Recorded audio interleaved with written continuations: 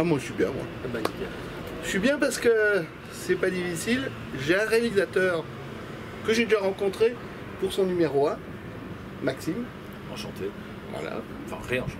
On n'a pas dit de quoi numéro 1, mais c'est écrit sur les 2 blousons. C'est les crevettes pailletées qui prennent leur revanche. Qui ont changé de couleur. Ils ont changé de couleur, ils étaient roses. Ah, non, ils étaient bleus. Bleu. On était Moi, bleus. je les voyais roses. Ah bah peut-être. Bah, mais j'avais la pas eu crevette le blouson. était un peu rose aussi. Bon, et puis là, j'aurais peut-être le blouson tout à l'heure, d'après ce qu'on m'a dit. C'est peut-être gérable. Ça dépend comment cette interview se passe. Ah, exactement. Très bien encadré. À mon avis, je suis bien encadré et je me fais tout petit parce que j'ai un peu peur. Non, c'est pas vrai, j'ai jamais peur de ça. Alors Maxime, tout d'abord, est-ce que tu étais satisfait du résultat des crevettes pailletées? On est très satisfait. Ça a dépassé largement nos espérances. C'était un tout petit film sur un sujet particulier, avec une comédie sur un sujet aussi atypique. C'est des drames un peu sur la communauté LGBT souvent, malheureusement. Et donc du coup, on était très, enfin, ça a été largement au-delà de nos espérances. Et du coup, Universal nous a dit, est-ce que vous auriez envie de faire un 2 ? Et avec Cédric, mon co-réalisateur, on s'est dit pourquoi pas. Mais d'abord, est-ce qu'on a des choses à dire ? Et comment on peut faire pour ne pas se répéter ? Alors c'est né comment maintenant? L'idée. Alors l'idée, on va juste dire que on retrouve les crevettes du départ, plus un, mais on en parlera avec lui tout à l'heure. Comment c'est né ? Comment c'est né l'idée de ce deuxième scénario? Le premier, c'était un homophobe chez les homosexuels. Donc on s'est dit, ce qui est intéressant dans le deuxième, ça sera les homosexuels chez les homophobes. Et rien que le fait de renverser cette mécanique de comédie, d'intrigue, ça nous a offert un terrain de jeu totalement différent. Donc les crevettes se retrouvent en Russie, qui est un pays malheureusement dans l'actualité. Là, en ce moment, oui, vraiment. Voilà, et qui est un pays, et c'est de façon peut-être un peu logique, assez homophobe. Et du coup, on a envoyé les crevettes là-bas, mais comme c'est une bande de bras cassés, de joyauderie, mais en même temps qui sont un peu foufou, et du coup, ça va devenir compliqué. Et le pire, en parlant de Russie, c'est que ça a été tourné en Ukraine. C'est ça. C'est qu'en fait, on n'avait pas le droit de tourner ce film en Russie parce qu'en fait, il y a une loi anti-promotion LGBT là-bas et c'est principalement ce qu'on dénonce dans le film d'ailleurs. Et du coup, on a tourné en Ukraine juste à côté. Donc voilà, c'est très particulier pour nous la période actuelle et ça rend ce film pour nous à la fois très joyeux et un peu triste, mais très important. Alors, quant à toi, tu t'es retrouvé comment dans ce rôle? Je dis pas ce quel est ton rôle, je dis que tu es la nouvelle crevette. Voilà, malgré elle un petit peu, hein, parce que je suis pas au courant forcément que c'est des crevettes. Moi je pense que c'est une équipe de water polo et j'ai simplement passé le casting et ça s'est bien passé avec Maxime. Tu parles dans le film ou dans l'histoire? Oui. Ah, c'est quoi? Parce que, on parle de quoi? Mais qui êtes-vous, monsieur? Mais qui êtes-vous? Non, tu veux être dans l'histoire, tu veux dire? Dans l'histoire et dans le film. Dans l'histoire, c'est la même chose dans l'histoire et dans le film. Voilà. En fait, moi je suis Selim, donc je suis un joueur de water polo plutôt talentueux, ce qui est moins le cas dans la vraie vie, mais en tout cas dans le film je le suis. Et en fait, le coach Mathias me parle d'une compétition internationale et que je pourrais peut-être intégrer l'équipe de France si je me débrouille bien. Donc moi j'y vais dans cet état d'esprit là, sauf que dans l'avion je me rends compte que c'est pas une équipe de water polo conventionnelle, on va dire. Oui. Mais pourtant tu disais que tu n'étais pas sportif, d'après ce que j'ai lu de toi, tu as quand même pratiqué plusieurs sports avant de t'intégrer à deux, trois films déjà. Mais il est très sportif, mais il sait pas nager quoi. Ouais voilà, c'est ça. Bon, voilà. On peut pas être fort dans tout. Et là c'est mon premier rôle important et surtout dans un film cinéma. Donc c'est vraiment quand même un step. Et sinon la natation c'est pas mon point fort. Et tu es arrivé comment alors dans ce film? Alors j'ai passé un casting. Oui. J'avais déjà vu le 1 moi. Et qu'est-ce que t'en avais pensé? J'avais énormément rigolé. Je l'avais vu, il me semble, 2 fois. Une première fois au cinéma et peut-être après à la télé ou en streaming. Mais ça, je sais pas si ça sera vérifié. Tout sera vérifié. Et du coup, quand j'ai vu le casting pour le 2, j'étais quand même très, très excité. Je me suis aussi dit, bon, on va passer le casting. C'est pas parce que tu passes un casting que t'es pris, mais bon, c'est une expérience.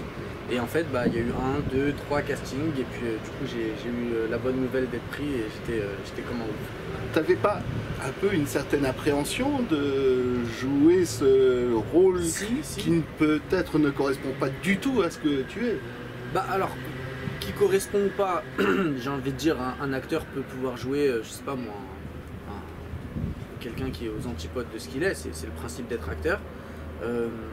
Après, j'avais une appréhension, oui, par rapport à... en fait, c'est un sentiment premier, c'est de se dire, ok, qu'est-ce que les gens autour de moi vont en penser? C'est toujours un sentiment un peu égoïste, d'inquiétude. Mais après, la deuxième question, c'est est-ce que aujourd'hui, moi, Bilal, à l'âge que j'ai, je peux me positionner ouvertement sur le water polo pour le waterpolo, sur le sujet de l'homophobie, etc. Si je suis capable de me positionner, si je suis clair dans mes idées, je dois pouvoir les assumer publiquement. Et ça passe par jouer un rôle dans un film comme celui-là, et j'en suis vraiment très fier. Et je pense que honnêtement, c'est une de mes plus belles expériences de ma vie, quoi, parce que déjà j'étais jamais parti aussi longtemps, ça a été particulièrement enrichissant. Toutes les crevettes viennent de milieux, d'origines, de villes différentes. Donc en fait, j'en ai beaucoup appris, mais sur plein de sujets, hein, pas que sur ça, et aussi sur ça. Et franchement, je pense que j'en suis ressorti grandi, moi. Il y a un clin d'œil à la famille, je dirais à la fin du film. Je ne dirais pas pourquoi. Est-ce que l'idée du clin d'œil vient de quel côté? De ma droite ou de ma gauche? De la droite. Ah non, c'est de droite, nous. On avait envie, on avait envie de pas juste raconter son parcours, mais aussi de l'ancrer dans la réalité de sa famille. Et il faut aller voir le film pour comprendre de quoi on parle. Mais on a essayé de ne pas être trop manichéen et de ne pas rendre les choses plus sombres qu'elles le sont, mais pas les rendre plus joyeuses qu'elles ne le sont non plus. Donc voilà, on avait une responsabilité d'être un peu... ça reste une très belle fiction, très drôle, mais en même temps, il faut que ça s'ancre un peu dans des choses réalistes. Toi, après cette expérience, ça te donne encore envie de jouer plus la comédie ou... Déjà, il va jouer dans Les Crevettes 3. Ah il y a déjà les 3. Oui, il y en a le 3. C'est comme Avatar, on va tourner le 3, le 4, le 5. S'il n'y a pas Les Crevettes 3, je vais m'en prendre. Les crevettes dans l'espace. Ah oui, ça c'est pas mal. Ouais, les crevettes sous la mer qui recherchent l'époque du Titanic. Les crevettes en ambulance aussi, parce que là, je parle du film que j'ai vu hier matin. On fait un crossover avec Michael Bay, voilà c'est super. Jurassic Park aussi, on y réfléchit. Ah oui, voilà. C'est le crevette cinématique univers. Ça devient une franchise. Il va se passer énormément de choses. Il va y avoir un dessin animé, on va vendre des mugs. Oh là là. Ça va être super. Après, vous allez faire la vente des... Alors les blousons, tout le monde nous demande. Oui, mais est-ce que toi tu vas en avoir un peut-être? Ça, non, ça, je sais bien, il n'y a pas ma taille, moi je fais 4 XL. Il y a toutes les tailles, il y a beaucoup de tailles. Ouais. Bon, tu t'es intégré comment à l'équipe qui se connaissaient tous auparavant? C'est vrai, ouais. En fait, je pense qu'il fallait sauter dans le train, c'est-à-dire que ils m'attendaient pas forcément, mais ils étaient très contents de m'accueillir. Et en fait, il fallait simplement prendre le train de cet humour permanent parce que c'est encore plus drôle en off qu'en on. Donc n'allez pas voir le film, mais regardez le making-of. Il n'y a pas de making-of, donc allez voir le film. Oui, il faut voir le film. Mais non, franchement, ça s'est super bien passé. Ils ont été très bienveillants, les réals aussi. Ah bon, il était bienveillant lui? Très. Ah là, les deux. Bien, tu vois. Non mais je sais que j'ai l'air à la discussion. Fan parce que c'est vrai que parfois, en tant que jeune comédien, on a parfois des craintes ou des incompréhensions, et donc ils prenaient le temps quand il fallait le prendre de m'expliquer les choses, de me conforter ou de me réajuster ce qu'il fallait réajuster. Et la vérité, c'est qu'il s'est intégré en 24 heures. Ouais, il s'est retrouvé avec les groupes de crevettes, avec nous en prépa, etc. Et 24 heures plus tard, on ne s'est même pas posé la question de son intégration, il l'a fait tout seul, de façon extrêmement fluide et intelligente. Il y a vraiment...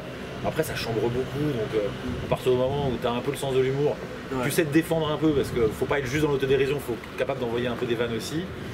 Et en fait, il a été adopté très vite, donc il n'y a eu aucun souci pour lui. La scène la plus difficile à tourner pour l'un et pour l'autre, toi derrière et toi devant, c'était laquelle? Moi je penserais plutôt à une truc très très froide, une balade. Alors, Ah oui, lui il est un peu extérieur à la scène là d'ailleurs. Ah oui, Celle un peu dont je parle. extérieur. ouais, moi il y a une scène qui était pas dure, mais qui était challengeante, mais pour le coup qui m'a fait vraiment kiffer, parce que bah, j'ai grandi avec des films d'action, les James Bond et compagnie. C'est vrai qu'à un moment donné dans le film, sans en dire trop, il y a un lac gelé, et c'est vrai que je me retrouve à faire un bon 40 mètres, peut-être 50 mètres sur ce lac gelé, sans l'accord du régleur cascade qui me criait d'arrêter. C'est-à-dire que le lac était gelé, mais pas suffisamment gelé pour être totalement safe. Mais c'est l'avantage de tourner avec des comédiens qui sont extrêmement motivés, c'est qu'ils partent, et ils sont là pour le film, et du coup voilà, ça s'est bien passé puisqu'il est toujours là. D'ailleurs heureusement, parce que du coup comme je suis pas un très bon nageur, Oui, il c'est fallait vrai que ça se passe bien. C'est vrai qu'il n'y avait aucune chance pour lui si jamais ça craquait. Et ouais, ce lac gelé, ça a été un vrai truc compliqué à tourner. Mais après, je sais pas, nous on a eu 1000, en tant que réalisateur, on a eu 1000 journées un peu compliquées. La météo est un vrai truc compliqué. Parce qu'il fait soit trop froid, soit il n'y a plus assez de neige, soit il y en a trop, donc il y a des histoires de raccords à l'intérieur. Moi, on a souffert physiquement sur ce film. Et c'est très jubilatoire de souffrir sur un film, parce qu'on a vraiment l'impression de donner le meilleur de nous-mêmes, et que du coup, quand ça paye à l'écran et qu'on a du grand spectacle, et que d'un coup ça donne une vraie raison aux gens d'aller voir un film, pas juste une comédie avec des gens qui font des vannes dans des canapés, mais que là il y a une vraie comédie d'aventure avec du décor, du visuel, des scènes d'action, plein de choses à l'intérieur, et de la comédie. Enfin voilà, c'est une vraie comédie d'aventure, et il se passe des choses pendant le tournage qu'on retrouve vraiment sur l'écran. Ce château, sanatorium, on sait pas trop. Tu l'as trouvé facilement? Non, ça a été compliqué. En plus, il était à 500 km de Kiev, donc on n'a pas du tout tourné tout au même endroit. Donc ça a été encore beaucoup de fatigue, beaucoup de transport. Nous, on a commencé à repérer le décor. On était dans une petite caravane sur place. Il faisait très froid quand on a commencé avec Cédric, le chef opérateur, et quelques autres personnes de notre équipe. Mais c'est hyper excitant, quoi. C'est une vie d'aventurier. Un film, il y a tout ce que vous voyez à l'écran, et puis il y a tout le travail qui est derrière, et on sillonne des pays qu'on ne connaît pas pour découvrir des endroits improbables, on réécrit, et quand visuellement on retrouve le résultat à l'écran, c'est très très jubilatoire. C'est faire du cinéma, c'est merveilleux. Ce dont tu es le plus fier sur ce film?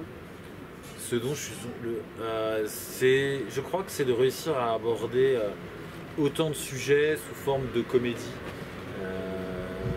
Réussir à faire rire les gens avec des choses sérieuses, puis réussir à les émouvoir, puis réussir à les faire rire à nouveau. C'est un mélange qui n'est pas facile, mais quand ça marche, c'est d'abord un grand soulagement, et après c'est un plaisir de voir la réaction des gens tous les soirs. Et là on fait la tournée d'avant-première en toute la France en ce moment, là, ça fait 2 mois qu'on l'a fait, c'est pas fini encore, d'ici à la sortie au 13 avril. Et tous les soirs être accueillis par des gens qui soient soit des fans du premier, soit des gens qui n'ont pas vu le premier mais qui ont décidé pour je ne sais pas quelle raison d'aller voir celui-là, et qui sont du coup hyper émus et en même temps qui ont ri, c'est une drogue en fait, la réaction des gens. Et c'est pour ça qu'on fait du cinéma. Et pour toi, le plus grand souvenir, le souvenir mémorable, ou le plus rigolo si tu préfères? C'est dur d'en détacher un du reste. Mais oui, mais la question c'est un. Je t'en accorde 2 si tu veux. Je dirais que dans une des avant-premières, on a donné la parole à un jeune garçon qui devait avoir 8 ou 9 ans. Et on lui a demandé qu'est-ce qu'il avait retenu du film, quel message il en avait retiré. Et en fait, il a résumé le film en 2 phrases, avec la pureté d'un enfant. Et c'était un moment très, très particulier, parce qu'on s'est dit, ok, peut-être que celui-là n'en avait pas besoin, cet enfant-là n'en avait pas besoin, mais ok, le message est compris, le message est passé, le message est compréhensible. Et c'était très beau, il a utilisé des mots, vraiment, c'était la simplicité quoi, du message. Et c'était beau de voir tout ce film-là résumé par un enfant de 8 ans avec les mots qu'il fallait. Toi, tu penses déjà au 3 ? Parce qu'on a déconné tout à l'heure, mais est-ce que tu y penses? Je sais pas du tout de quoi on parle. Ah bon? Non, de Superman 3, non? Batman 4. Non, mais en fait, on s'est même pas réussi à remonter le 1. Après, du coup, quand le 2 est arrivé, on n'y croyait pas trop, et finalement, ça existe. Donc le 3, ça dépend. Si tout le monde se déplace en salle et que les gens sont contents du film et qu'ils prennent du plaisir et que ça fait un succès d'émotion et un peu de box-office, pourquoi pas. Et on va oublier la question là. Ce dont tu aurais envie en dehors de tourner un 3. De continuer à faire des films. Un biopic sur Bilal. Et non, de continuer à faire des films et puis d'aller montrer ce film à Kiev. On a tourné avec toutes nos équipes, les comédiens, etc. Ça voudra dire que la guerre est finie et que l'Ukraine est toujours l'Ukraine. Et quant à toi, ta famille, j'imagine que maintenant ils ont vu le film. Ben non, pas encore. Pas encore. Tu les as pas amenés en avant-première? À l'avant-première, on a fait les avant-premières en région. Pas à Paris On finit à Paris. J'ai une partie de ma famille qui va pouvoir venir. Et après, j'ai notamment mon père qui ne vit pas ici, qui vit à l'étranger. Je ne sais pas s'il pourra voir le film dans l'immédiat, mais en tout cas, les gens qui sont présents, et notamment aussi beaucoup d'amis. Ton papa qui habite à Mykonos, c'est ça? Ouais, qui habite à Mykonos, à 50 km du Caire. Mais du coup, il y a beaucoup de gens qui vont venir. J'ai demandé 100 places à Renaud, le producteur. Il m'a dit que c'était pas possible. Mais bon, il y a du monde qui va venir. Et tu as envie de poursuivre ta carrière cinéma ou tu... Bon, c'est bon. Poursuivre sa carrière cinéma. Bien sûr. Il a trop de talent pour s'arrêter là. Trop de talent, ça, je sais pas. Mais en tout cas, ce qui est sûr, c'est que oui, c'est ultra stimulant. C'est un exercice qui est particulièrement intéressant de se dire comment mon personnage réfléchirait. Donc en fait, il faut complètement s'oublier.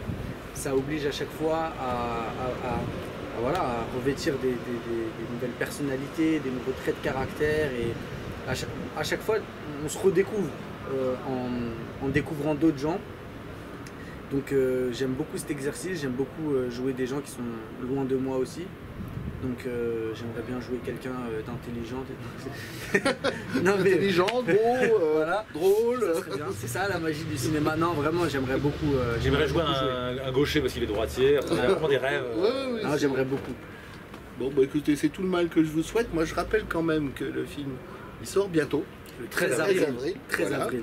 Qui s'appelle La Revanche des crevettes pailletées. Voilà, les crevettes pailletées, bah, ceux qui ne savent pas ce que c'est, eh ben, il faut voir le premier. Voilà. Et ceux qui ne savent pas ce que c'est, ils peuvent quand même aller voir le 2. Hein. Oui, c'est vrai. On a beaucoup de gens tous les soirs qui viennent voir le 2 qui n'ont pas forcément vu le 1 et il n'y a aucun problème. Bon, bah alors vous avez compris que vous pouvez comprendre. Ouais. Merci. Merci à tous les deux. Salut. Merci.